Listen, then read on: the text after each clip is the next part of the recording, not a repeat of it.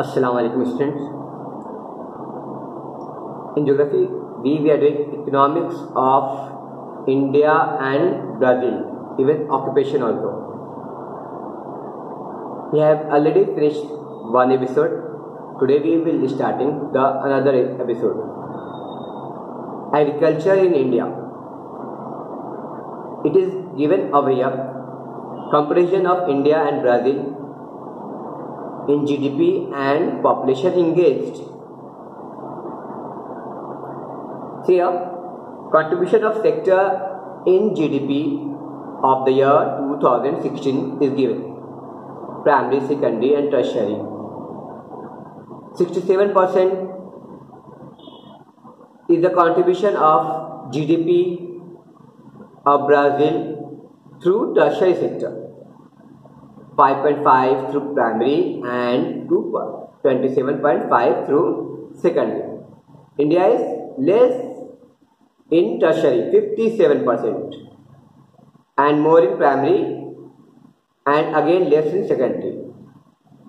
But if we see the percentage of population engaged in various sectors, 48.8% of the people in India work in primary sector and they are contributing only 5.5 GDP. If you see, tertiary is 26.9% and they are contributing 57% of earning, and 24.3 they are secondary, they are doing 27.5% of earning in India. It means the more the people who are doing primary job, they are contributing less in agriculture, less in GDP. They are getting less salary, and those who are doing tertiary job, they are contributing more in GDP. Means a country where tertiary job is more, that country is developed.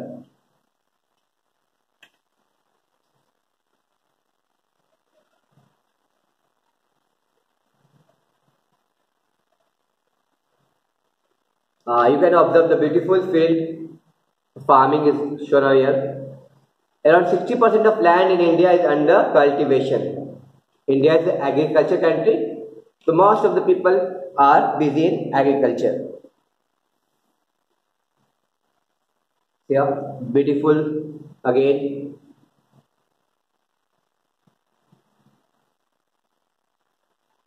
How it helps agriculture? Because we have level plain land. If you go UP, Bihar, Bengal, Punjab, plain area is there. Cultivated land is there, fertile land is there, availability of water is there. Climate is suitable, long growing season is there. These all factor, and even the people are population is strong. These all factor help in better agriculture place or favorable for India to be a agriculture place.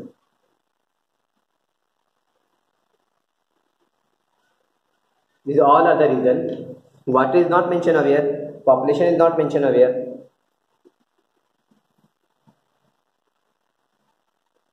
And in India, agriculture, the most of the people depend. It takes 3 or 4 months for the crops to grow. Farmers are busy in that. Apart from that, they do some different activity like farming, kilawa, animal husbandry, started fish farming, etc. is started now.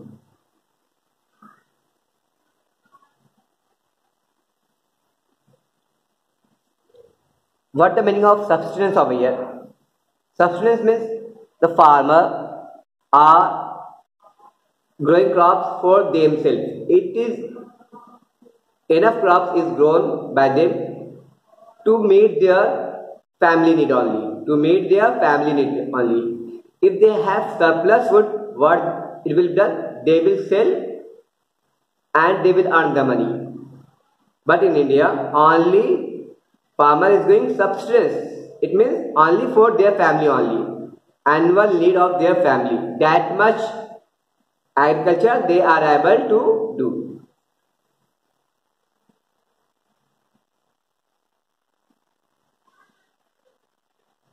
See, it is the definition is also given. You can see the same definition. India produces rice, wheat, maize, sorghum is a type of crop, millet. These types of major crops India grow. It is crops, and these are the cash crops or commercial crops. What are they? Tea, jute, coffee, rubber, cotton, sugarcane, and jute, tea. This is the more in number. Apart from rubber, ये सब India में उतना नहीं होते हैं. Sugar cane पे India number 1 पे आता है. इंडिया में मैंगो भी है, वेजिटेबल्स भी ग्रो होते हैं. Large quantity of vegetable and mango fruits are grown. Fishing क्या होता है? इंपॉर्टेंट है इंडिया में. फिशिंग ज़्यादातर इंडिया में क्या होता है कि स्पेस ऑक्यूपाई नहीं कर रहा है. ये फार्मर के लिए साइड इनकम है और न्यूट्रिशियस फूड है. अच्छा खासा रेट मिल जाता है फार्मर को. फिशिंग ज़्यादातर इंडिया में सक्सेसफुल किधर है? इनलैंड फिशिंग, मतलब मीठे पानी का फिशिंग इंडिया में ज़्यादा सक्सेसफुल है. India is one of the largest producer of fish, both marine and inland. Marine मतलब समुद्र वाला नमकीन पानी का, और इनलैंड मतलब मीठे पानी का, नदी का, लेक का, पॉन्ड का. लेकिन इंडिया में इनलैंड ज़्यादा होता है. फिशरी से क्या होता है? न्यूट्रिशन लेवल बढ़ती है. अच्छा खाना खाएंगे, क्योंकि अगर पब्लिक खाना खा रही है लेकिन उसमें न्यूट्रिशंस नहीं है तो उनका ग्रोथ अच्छा नहीं होगा, बीमार रहेंगे. एम्प्लॉयमेंट मिलता है, फूड सप्लाई होता है, और इंडिया एक्सपोर्ट करती है फॉरेन कंट्री में, गल्फ कंट्री, अरब कंट्री में या दूसरे कंट्री में एक्सपोर्ट करती है फिशेस. अब सऊदी ये सब में तो उतनी पॉपुलेशन है नहीं, कौन करने वाला, मछली पकड़ने वाला, तो इंडिया से मछली पकड़ के सऊदी जाते हैं. केरला एंड बंगाल, वहाँ पे लोकल लेवल का, ज़्यादातर लोकल लेवल का फिशरी क्या है? मेन आइटम है खाने का. उसके अलावा उड़ीसा, आंध्रा, तमिलनाडु, गोवा, महाराष्ट्र, जो कोस्टल एरिया, यहाँ पे लोग ज़्यादातर प्रीफर करते हैं फिश. इंडिया का कोस्टल लाइन कितना है? 7,500. ब्राज़ील का 7,400. इंडिया 100 ज़्यादा है. It's a huge marine fish, लेकिन ओनली 40% काउंट होता है. This is the area where fish are production are more. Coromandel and Malabar coast में मैरिन फिश में क्या है? Sardine, mackerel, Bombay duck, prawn, ये सब मैरिन फिश में. ईस्टर्न कोस्ट पे इंपॉर्टेंट फिश क्या है? Horse mackerel, cupid, silver belly, ये सब इंपॉर्टेंट है. Fresh water means river, canal, irrigation channel, tank, pond, ये सब इंक्लूड होता है. यहाँ पे 60% यहाँ से आती है. सिल्वर बेली, चोपड़ा या रेहू, ये सब यहाँ पे मेजर ग्रो होता है. 60% जो फिश आती है वो कहाँ से आती है? फ्रेश वाटर से आती है.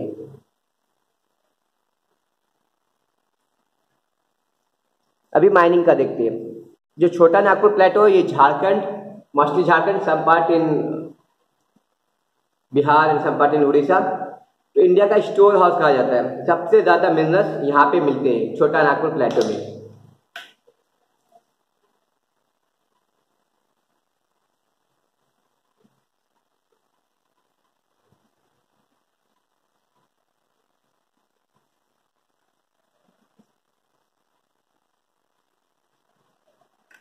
छोटा नागपुर प्लेटो, सबसे ज़्यादा मिनरल्स इंडिया में छोटा नागपुर प्लेटो में मिलते हैं.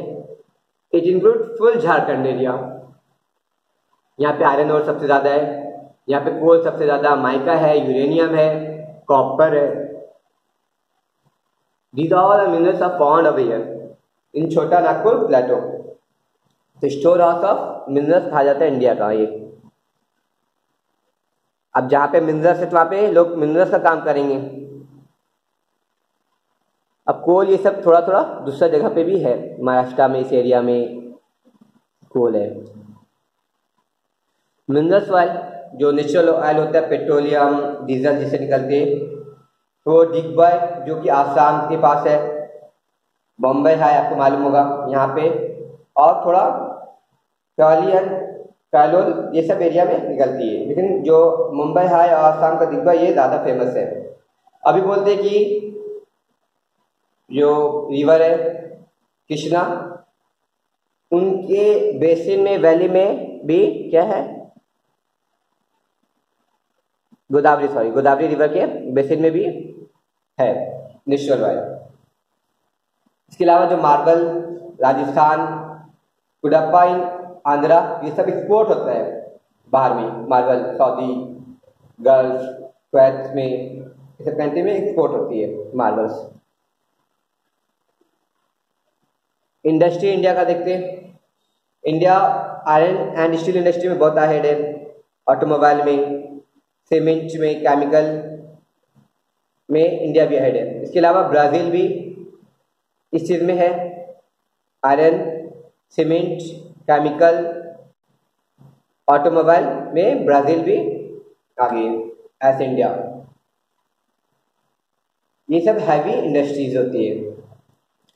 हैवी इंडस्ट्री में इसमें स्टार्ट करने के लिए बहुत ज़्यादा कैपिटल लगती है, और जहाँ पे मिनरल्स रहेगा वहाँ पे ही ये सब इंडस्ट्री पॉसिबल हो सकता है।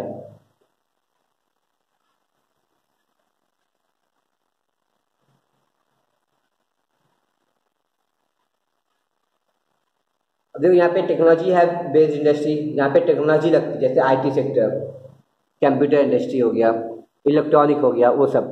लेकिन ट्रेडिशनल इंडस्ट्री, आयरन इंडस्ट्री सब ट्रेडिशनल इंडस्ट्री हो गया, ये सब ज़्यादा है। फूड प्रोसेसिंग इंडस्ट्री भी ब्राज़ील में बहुत ज़्यादा, बहुत एडवांस है। Silk and wool, cotton, sugar industry भी बहुत ज़्यादा वहाँ पे। फूड प्रोसेसिंग इंडस्ट्री ब्राज़ील का बहुत अच्छा है, क्योंकि वहाँ पे मीट प्रोड्यूस होता है, वहाँ पे फिशेज प्रोड्यूस होते हैं, वहाँ पे डिफरेंट रबर्स और डिफरेंट फूड आइटम्स प्रोड्यूस होते हैं, कॉफ़ी।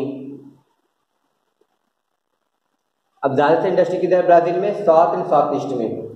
क्यों? इस रीजन में क्योंकि यहाँ पे नेटवर्क पॉसिबल है, क्लाइमेट पॉसिबल है, पॉपुलेशन है, सिटी एरिया है।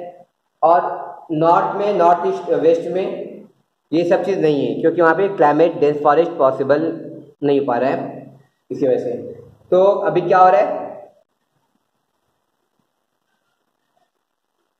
तो वो एरिया में क्या करे कि ब्राज़ील गवर्नमेंट ज़्यादा इन्वेस्ट कर रही है वो एरिया को डेवलप करने के लिए। इसीलिए एक रीज़न ये भी पॉलिटिकल रीज़न, वहाँ पे आग लग जाती है जंगल में। अभी कुछ दिन पहले ही जंगल में आग लगाया गया या लग गया, मुझे नहीं मालूम, ऐसा हो सकता है, कह सकते हैं कि लग भी सकता है। अब देखो यहाँ पे इंडिया का जो मेन इंडस्ट्री है उसके लोगोस दिए हुए, ONGC, oil and natural gas corporation कुछ है, राष्ट्र इस्पात निगम लिमिटेड, ये ONGC का फुल फॉर्म, राष्ट्र इस्पात निगम लिमिटेड, RINL। स्टील इंडस्ट्री है, स्टील प्रोडक्शन के लिए इंडिया का देखते हो उसका मेन बॉडी है। अरे डेयरी, इंडिया का डेयरी इंडस्ट्री, क्योंकि यहाँ पे कॉ, बफेलो ये सब बहुत ज़्यादा है, डेयरी प्रोडक्ट भी उसमें इंक्लूड हो जाएगा, घी, चीज़, ये सब इंडिया एक्सपोर्ट करती है। चित्तौड़गढ़ आप रेलवे इंजन में देखेंगे ना, तो वहाँ पे आपको ये इसका लोगो लिखा रहेगा, CLW, चितरंजन लोकोमोटिव वर्क्स। वहाँ पे बड़े बड़े रेलवे का इंजन या उसका कोच बनते हैं। इसके अलावा देखिए मास्टर एग्रो इंडस्ट्री, अब यहाँ पे पेस्टिसाइड बनाया जाता है, फर्टिलाइज़र है, एनिमल के लिए फूड है, एग्रो इंजीनियरिंग, ये पेइंग ट्रैक्टर्स है, जो भी चीज़ एग्रीकल्चर के लिए लगता है, या जैम जेली, ये सब चीज़ यहाँ पे बनाया जाता है। खादी हो गया, जो खादी कपड़ा होता है उसके लिए रूरल एरिया में ये चीज़ स्टार्ट होता है। देन सेंट्रल सिल्क बोर्ड, राष्ट्र केमिकल एंड फर्टिलाइज़र RCF, जो फर्टिलाइज़र केमिकल के लिए देखते हैं। अब कौन कौन सा मटेरियल इसके लिए लगती है, देखो एग्रो बेस्ड इंडस्ट्री के लिए महाराष्ट्र का है, इसके लिए प्लांट ये सब लगेगी, उसके seeds, raw material, pesticide, fertilisers के लिए टूल्स लगते हैं, खादी विलेज है तो उसके लिए कॉटन, सिल्क, और जो इंस्ट्रूमेंट है वो जो बनती है वो चीज़ लगेगा।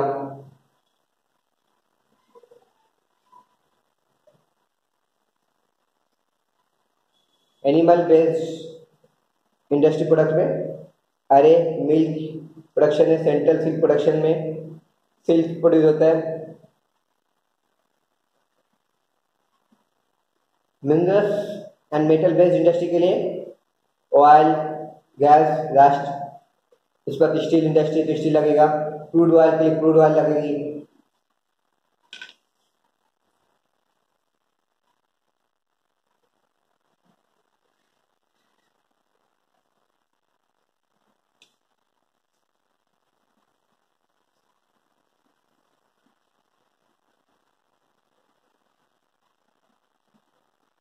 केमिकल फर्टिलाइजर के लिए कोल है, लैंडस्टोन है और दूसरे केमिकल्स, ये सब इंडिया में बहुत ज़्यादा मिलता है, इसलिए यहाँ पे पॉसिबल है। अब कौन से पार्ट से मिलती है, तो अलग अलग जहाँ पे मटेरियल अवेलेबल है तो वहाँ पे इंडस्ट्री लोकेटेड होता है, जहाँ पे कैपिटल अवेलेबल है, जहाँ पे आप इलेक्ट्रॉनिक इंडस्ट्री देखो ज़्यादातर बैंगलोर सिटी, मुंबई सिटी, आप जाओ नवी मुंबई, वहाँ पे आपको मिलेगी, अवेलेबल देगा। क्यों? क्योंकि यहाँ पे कैपिटल है, वहाँ पे वैसे इंजीनियर, वैसे टेक्नीशियन आपको मिलेंगे, क्योंकि ये एडवांस टेक्नोलॉजी है। तो जिस तरह का इंडस्ट्री रहेगा, अभी स्टील इंडस्ट्री यहाँ पे नहीं मिलेगी आपको मुंबई में। क्यों? वहाँ पे पॉल्यूशन होगा बहुत ज़्यादा स्पेस ऑक्यूपाई करेगा, इसलिए ये सिटी में नहीं रहेगा, सिटी के बाहर रहती है। ये एरिया दिया हुआ आयरन इंडस्ट्रियल इंडस्ट्री कौन कौन से एरिया में होती है, तो बड़ा लिस्ट है। नेचुरल गैस है, तो जहाँ पे नेचुरल गैस मिलती है वहाँ पे वो चीज़ की इंडस्ट्री बनाई गई है। मिल्क है बिहार में, तमिलनाडु में, Punjab, Gujarat, cotton Gujarat, Maharashtra, Telangana, silk again Karnataka, Andhra, ये सब में। जम्मू कश्मीर में सिल्क प्रोड्यूस होता है, इसलिए जम्मू कश्मीर में भी है। The distribution of industry in India is highly uneven. आप उस एरिया में, जैसे गुजरात में ज़्यादा है, महाराष्ट्र में ज़्यादा है, बिहार में बहुत ही कम है, झारखंड में ज़्यादा है, कुछ एरिया में बहुत ज़्यादा है, कुछ एरिया में बहुत ही कम है, यूपी में बहुत कम है। तो इसकी वजह से वहाँ के लोग यहाँ पे काम करने आते हैं, लेकिन वहाँ पे इंडस्ट्री कम सिचुएटेड इस्टेब्लिश किया गया है। तो वहाँ पे गवर्नमेंट की गलती नहीं, क्योंकि इंडिया एक कंट्री है, हर जगह इंडस्ट्री सेटअप तो नहीं कर सकते। कुछ एरिया में जहाँ पे रोड नेटवर्क अच्छा बनाया जा सकता है, जहाँ पे कैपिटल है, बैंक है, इलेक्ट्रिसिटी अच्छे, तो वहाँ पे इस्टेब्लिश होता है। तो जहाँ पे नहीं है तो वहाँ पे गवर्नमेंट क्या करती है, वहाँ के लोगों को जॉब देती है। This is partially on account of uneven distribution of unnecessary raw material and, ये रीजन बता रहे, रॉ मटेरियल नहीं है, पावर रिसोर्स, ये सब पॉसिबल होना चाहिए, रिक्वायरमेंट पॉसिबल होना चाहिए, एक्सपोर्ट इम्पोर्ट का पॉसिबल होना चाहिए। तो ये सब लेके एक इंडस्ट्री एक जगह पे सुटेबल होती है।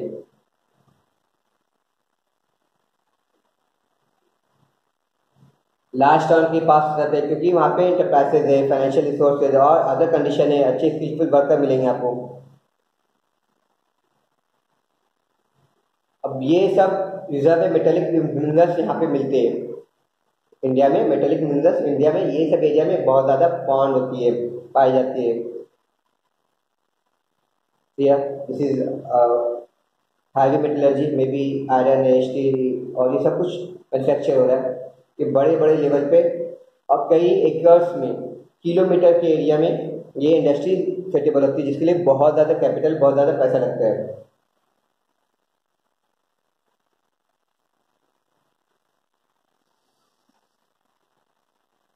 अब देखो झारखंड में वहाँ पे कोल है, कोल से बर्निंग करके एनर्जी प्रोड्यूस करेंगे। फिर वहाँ पे दामोदर वैली है, तो दामोदर से हाइड्रो पावर प्लांट से इलेक्ट्रिसिटी प्रोड्यूस होगा। तो वहाँ पे मिनरल झारखंड में या झारखंड के आसपास बहुत सारे हैं, ये रीज़न की वजह से वहाँ पे एनर्जी है, वहाँ पे मिनरल्स है। थर्मल पावर प्लांट मतलब जिसकी वजह से जो चीज़ को बर्न करके आप एनर्जी प्रोड्यूस कर रहे हैं, तो उसको थर्मल पावर प्लांट बोलते हैं। जैसे कोल को बर्न करते हीट प्रोड्यूस करते, हीट से एनर्जी डिराइव करते हैं, तो थर्मल होता है। Heat means thermal.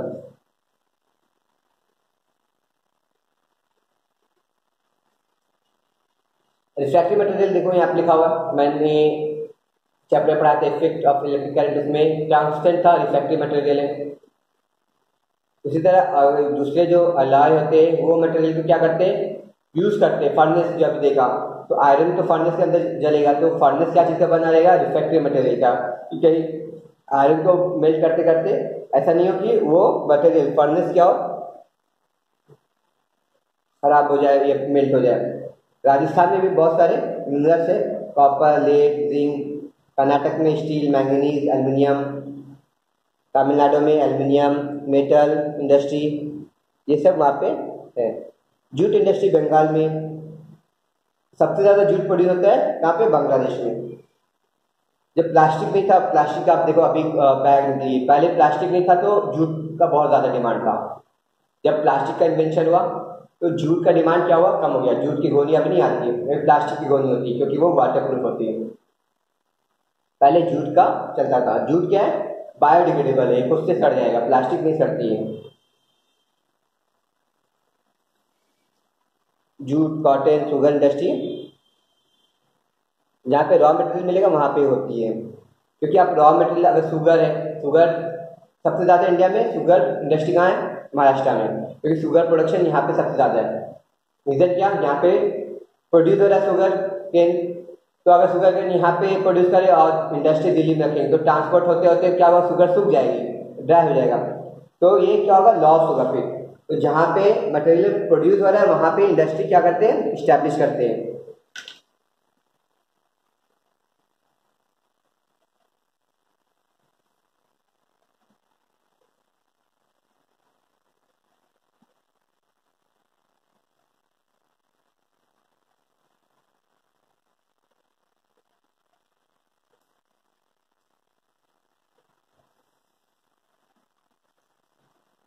इसके अलावा फॉरेस्ट बेस्ड इंडस्ट्री, ये पेपर, वहाँ से पेपर किससे मिलता है, प्लांट से। प्लाईवुड है, अब प्लाईवुड से बहुत सारे मटेरियल है, बेंच है, पार्टीशन है, और जो डोर ये सब बनते हैं। मैचेज है, रेसिन है, लैक है, ये सब मटेरियल कहाँ से, फॉरेस्ट के ट्री से निकलती है, इसलिए फॉरेस्ट इंडस्ट्री भी इम्पॉर्टेंट है। केरला कोस्टल एरिया में वहाँ पे क्या है, फिशिंग इंडस्ट्री वहाँ पे ज़्यादा सुटेबल है। इसके अलावा क्या है वहाँ पे, क्वार, जो कोकोनट के फ्रूट में से ऊपर जो रहती है फर, उससे क्या बनता है, उससे अब देखो मैट बनाते हैं, मैट। तो उससे कहाँ से डिराइव होता है, कोकोनट के जो ऊपर का जो फर होता है ना, ब्राउन कलर का, उससे डिराइव करते हैं, उससे बनाया जाता है। आईटी इंडस्ट्री भी केरला में बहुत स्टैब्लिश है। ये सब पेट्रोलियम प्रोड्यूसिंग रिफाइनरी, जहाँ पे रिफाइनरी मतलब जो पेट्रोलियम आ रहा है, जो गैस, नेचुरल ऑयल आ रही है जमीन से, उसमें बहुत सारे पॉल्यूटेड थिंग भी मिलते हैं, तो उसको रिफाइन किया जाता है, उसको प्योर किया जाता है। प्योर करके पेट्रोल अलग, डीजल अलग, केरोसिन अलग करते हैं। तो पेट्रोल सबसे महंगा है।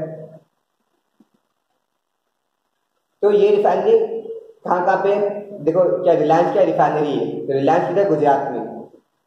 तो जहाँ पे आसपास है मिनरल्स मिलता है, मिनरल्स ऑयल, वहाँ पे रिफाइनरी है। कुछ रिफाइनरी दूर में भी है। ये सब रिफाइनरी किधर है, जहाँ पे पेट्रोलियम प्रोड्यूस होता है या उसका प्रोडक्शन होता है, वहाँ पे रिफाइनरी है। और कुछ refinery Mathura, Barauni is in Bihar, Mathura is in UP.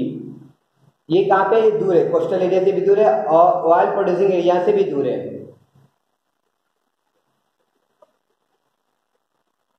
Cement industry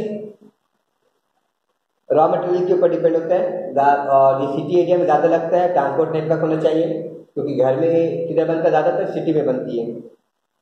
तो जहाँ पे रॉ मटेरियल और सिटी, तो गुजरात ये सब में क्या है, बहुत ज़्यादा सीमेंट इंडस्ट्री भी है, और उसके अलावा सॉल्ट इंडस्ट्री भी। क्यों? यहाँ पे टेम्परेचर ज़्यादा होता है।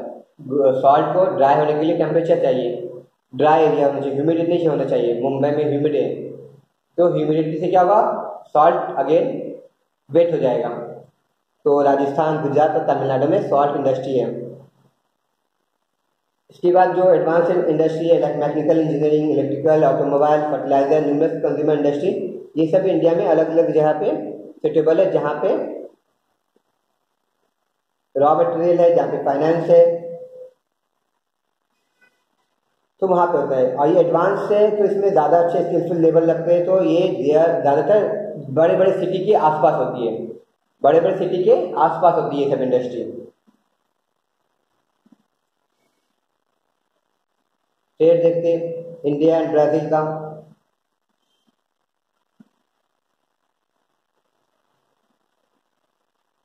एक्सपोर्ट एंड इंपोर्ट, इंडिया का एक्सपोर्ट 2009 एंड 10 में कितना था? 17,875, सॉरी 1,78,751, और 2,88,372 इंपोर्ट था। ब्राजील का कितना था? 1,52,994 एक्सपोर्ट, इंपोर्ट 1,27,647। तो आप देखो, जहां इंडिया का क्या है, एक्सपोर्ट कम हो रहा है, इंपोर्ट ज्यादा हो रहा है। ब्राजील का एक्सपोर्ट ज्यादा हो रहा है, इंपोर्ट कम हो रहा है। तो इसको क्या बोलते हैं? Balance, in balance trade. Balance trade मतलब जहां पे एक्सपोर्ट इंपोर्ट बराबर है। बेनिफिशियल जहां पे, कहां पे? जहां पे एक्सपोर्ट आप ज्यादा करें, आप बाहर कंट्री में बेच ज्यादा रहे, बाहर कंट्री से सामान कम ले रहे, तो इंडिया क्या करता है, ज्यादातर सामान लेती है बाहर से, और जो एक्सपोर्ट करती है वो कम करती है। ब्राजील एक्सपोर्ट ज्यादा करती है, इंपोर्ट कम करती है। 2011-2012 में इंडिया की इकोनॉमी कितना ज्यादा बढ़ गया था, इंडिया का इकोनॉमी बहुत ज्यादा बढ़ गया था, और 2010 और 11 में कम हो गया था। तो बैलेंस शीट पूछ रहा है, जहां पे difference between nation export import क्या होता है, बराबर होता है। तो बैलेंस शीट कौन कौन सा है बताओ इसमें? there are three type of balance sheet, there are as follows: unfavourable, जहां पे इंपोर्ट ज्यादा है, एक्सपोर्ट से इंपोर्ट ज्यादा है, सामान बाहर से ज्यादा ले मंगा रहे, बाहर सामान कम भेज रहे।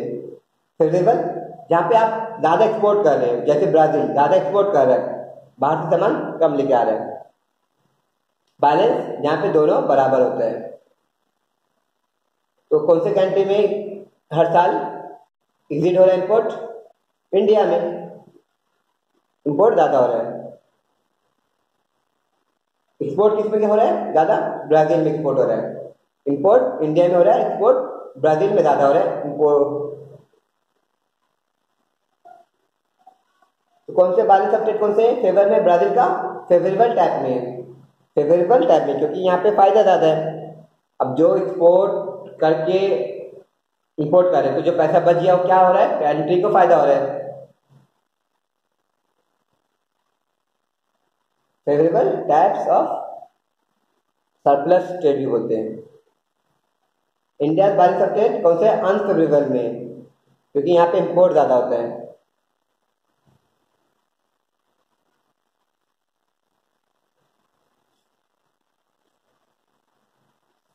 अब इंडिया और ब्राजील से देखते हैं, ब्राजील क्या क्या एक्सपोर्ट करता है बाहर कंट्री में?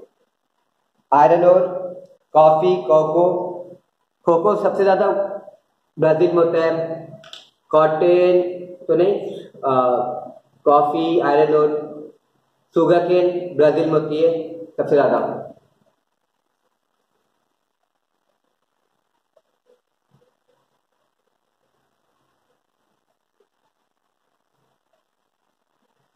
ये सब चीज़ क्या होता है, ब्राज़ील सबसे एक्सपोर्ट करती है दूसरे कंट्री में। इंपोर्ट क्या करती है, मशीनरी है, केमिकल्स है, फर्टिलाइज़र है, वीट है। वीट वहाँ पे नहीं होती है क्योंकि वीट के लिए कोल्ड क्लाइमेट लगती है। हैवी व्हीकल्स है, मिनरल्स वाले लुब्रिकेंट है, ये सब ब्राज़ील ट्रेड करके मंगाती है बाहर से, दूसरे कंट्री से।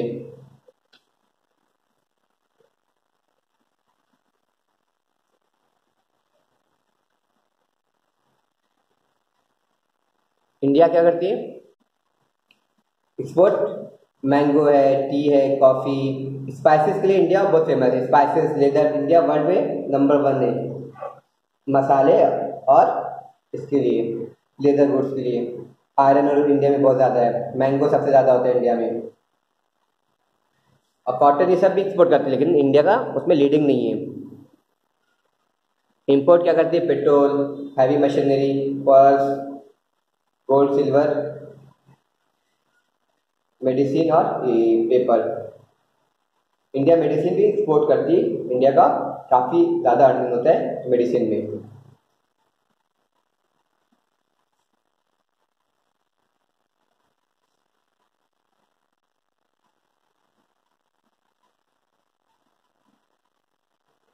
अभी देख रहे हैं कि इंडिया कंपनी और ब्राज़ील कंपनी का क्या है रोल है। इंडियन कंपनी कौन कौन सी कंपनी जो ब्राज़ील में इन्वेस्ट की है, स्कॉर्पियो जो आप मालूम गाड़ी है, ये देखो ब्राज़ील में आपको दिख रही है, ये ब्राज़ील में वो वहाँ पे सेलिंग करते थे। तो इंडिया का इनकम होगा उससे, क्योंकि ये इस टाइप के इंडस्ट्री क्या है, फेवरेबल है। अब ब्राज़ील इंडिया की कंपनी, ये सब कंपनी में जाके वहाँ पे इन्वेस्ट किया। आईटी सेक्टर इंडिया एडवांस है, फार्मेटिकल मेडिसिन के लिए मैं बताया, इंडिया मेडिसिन में एडवांस है और मेडिसिन इंडिया एक्सपोर्ट करती है। Energy, agri business, mining, engineering, auto sector, इस सब में वहाँ पे इन्वेस्ट किया इंडिया। अब ब्राज़ील क्या करती है इंडिया में,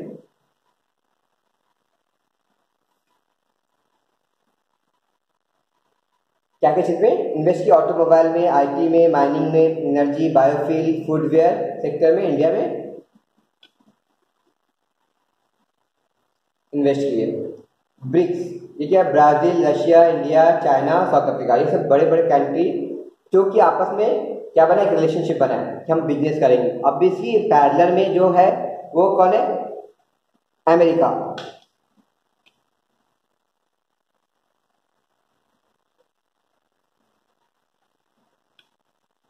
नाटो का जो कंट्री अलायंस है वो है, तो इसके अगेंस्ट में क्या बनाया गया कि एक कंट्री, ग्रुप ऑफ कंट्री बने जिसका इकोनॉमिक बहुत ज़्यादा बड़ा है, बड़ी कंट्री है, तो सब मिलकर ताकि आपस में बिजनेस अच्छे से कर सके। तो ये सब कंट्री है कर। अब देखते हैं इंडिया और ब्राज़ील का एक्सपोर्ट इंपोर्ट देखते हैं। 2000, ये जो रेड कलर है ब्राज़ील से इंपोर्ट है और ब्लू कलर ब्राज़ील का एक्सपोर्ट है। इंडिया क्या कर रहा है, ब्राज़ील को एक्सपोर्ट कर रहा था 2008 में 4 और 3800 के आसपास मिलियन डॉलर में, फिर ये कम हो गया 2009 में, फिर इंक्रीज हो गया बहुत ज़्यादा 2011 में, फिर 2012 में डिक्रीज हो गया, फिर 2013-14 में बहुत ज़्यादा इंक्रीज हो गया। इंपोर्ट कम था 2008 में, 9 में बढ़ा, फिर 2011 में थोड़ा कम हुआ, फिर 2012 में इंडिया ब्राज़ील का रिलेशनशिप बहुत आगे बढ़ गया था। 13 में उसके बाद क्या हो गया, सीधा डाउनफॉल हो गया, इंपोर्ट कम हो गया बहुत ज़्यादा, उसके बाद ये क्या हो रहा है, डाउनफॉल हो रहा है।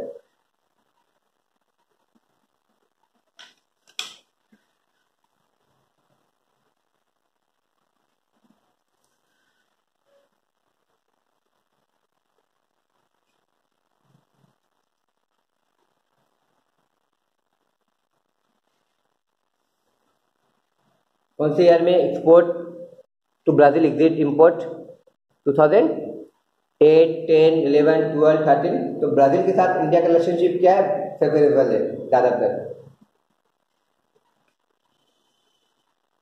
ट्रेड वाज मोस्ट फेवरेबल 2013 में, ट्रेड वाज मोस्ट फेवरेबल सबसे ज़्यादा फायदा हुआ इंडिया को।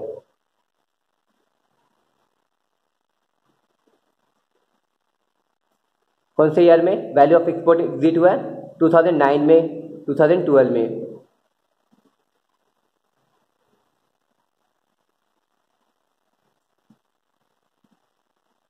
From which year the value of export to Brazil have exceed the value of import?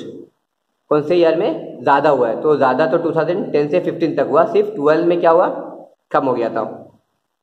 मतलब इंडिया ज़्यादा सामान ब्राज़ील से मंगाई थी 12 में, एक्सपोर्ट कम की थी। लेकिन अभी क्या हो गया, वो डाउनफॉल हो रहा है। अभी देखो टैक्सेस के बारे में दिया हुआ है कि कौन से कंट्री कितना ज़्यादा टैक्स लगाती है। टैक्स से क्या होता है, कंट्री पब्लिक पे टैक्स रखती है या अमाउंट पे, तो गवर्नमेंट को अर्निंग होती है। वो गवर्नमेंट पैसा लेके क्या करती है, इन्वेस्ट करती है, या किसी कॉर्पोरेट को, किसी इंटरप्राइजेस को देती है आप बिजनेस करने के लिए, जैसे रिलायंस। तो टैक्स से पैसा क्या है, गवर्नमेंट ने क्या किया, रिलायंस कंपनी को दिए, अदनानी है, रिलायंस है, ये सब कंपनी को और के हेड को क्या करते हैं, गवर्नमेंट पैसा देती है। तो गवर्नमेंट का पैसा होता है, वो हमारा पैसा होता है, पब्लिक का। अब टाटा कंपनी देखेंगे तो टाटा कंपनी का खुद का था, उसके खुद के पैसे थे वो, जो इंडस्ट्री है। लेकिन ये जो है रिलायंस, ये सब गवर्नमेंट के पैसे दिए हुए हैं। गवर्नमेंट कभी भी इनसे ले सकती है, क्योंकि ये इनका खुद का नहीं, ये गवर्नमेंट इनको लोन दे करके क्या करते हैं, इसको आगे बढ़ाते हैं कि हाँ चलो आप बिजनेस करो कंट्री का, ये चीज़ आप इतना पैसा आप लियो और इस चीज़ के लिए आगे बढ़ सकते हैं। प्राइवेटाइजेशन होता है, इसको कैपिटलिज्म बोलते हैं, कि गवर्नमेंट सारे पब्लिक के हाथ में पैसा नहीं रखती, कुछ लोगों के हाथ में पब्लिक को पैसा देती है। मतलब 500,000 लोग क्या करेंगे, पूरे कंट्री को रन करेंगे। और प्राइवेटाइजेशन से क्या होता है, महंगाई बढ़ती है। ये सभी फायदे हैं। और टैक्स लेने से क्या होता है कि आपको मालूम है कि इंडिया में अच्छे खासे टैक्स है, सऊदी में अभी टैक्स स्टार्ट किए सिस्टम, दुबई में कोई टैक्स ही नहीं है। तो यहाँ पे टैक्स लेती गवर्नमेंट, रीजन देती कि हम आपको प्रोवाइड कर रहे, रोड बना रहे, पुलिस सर्विस दे रहे, ये सब दे रहे, लेकिन वो कितने सफिशिएंट में मिलता है वो आपको मालूम है। तो स्टिल हम अगर टैक्स बोले तो गवर्नमेंट हमें करना चाहिए। ब्राज़ील में भी टैक्स है, दूसरे कंट्री में भी, जो कैपिटलिस्ट कंट्री वहाँ पे टैक्सेस सिस्टम बहुत ज़्यादा है।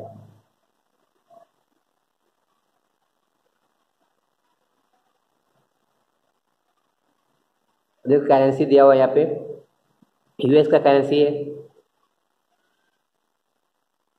अब पहले क्या होता था, गोल्ड से आदमी एक्सचेंज करता था, अभी क्या हो रहा है, यूनाइटेड स्टेट ऑफ अमेरिका जो का करेंसी है डॉलर, उसके थ्रू क्या होता है, एक्सचेंज करते हैं। वो डॉलर लिया और ये डॉलर में एक्सचेंज किया। इंडिया जो ब्राज़ील को सामान देगा रुपया में नहीं देगा, तो बोलेगा भाई रुपया तेरे कंट्री में चलती है, मेरे कंट्री में थोड़ी चलती है, तो डॉलर में देते हैं। इंडिया इतना डॉलर का सामान खरीदा, इतना डॉलर का सामान बेचा। पहले गोल्ड में चलता था। अभी ये ब्राज़ीलियन रियल है, जो ब्राज़ील का करेंसी है।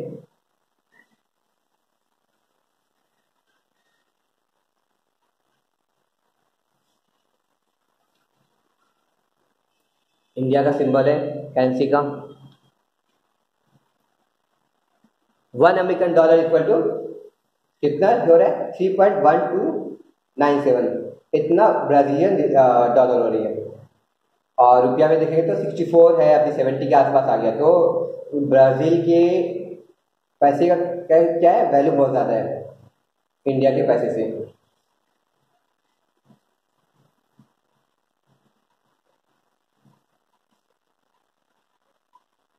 अभी देखो यहाँ पे फिशिंग फार्मिंग जो कर रहे, पिसिकल्चर की एक एरिया में क्या करते, इस तरह से स्पेस ऑक्यूपाई करते हैं, और उसके बाद वहाँ पे मछली, एक तरह का मछली को डालते हैं और फिशिंग करते हैं। तो ये इस टाइप का एडवांस टेक्नोलॉजी क्या और इंडिया में आ रही है, इसलिए फिशिंग, और ये क्या इंपॉर्टेंट है। तो आर्टिफिशियल मीन्स को क्या बोलते हैं, पिसिकल्चर बोलते हैं।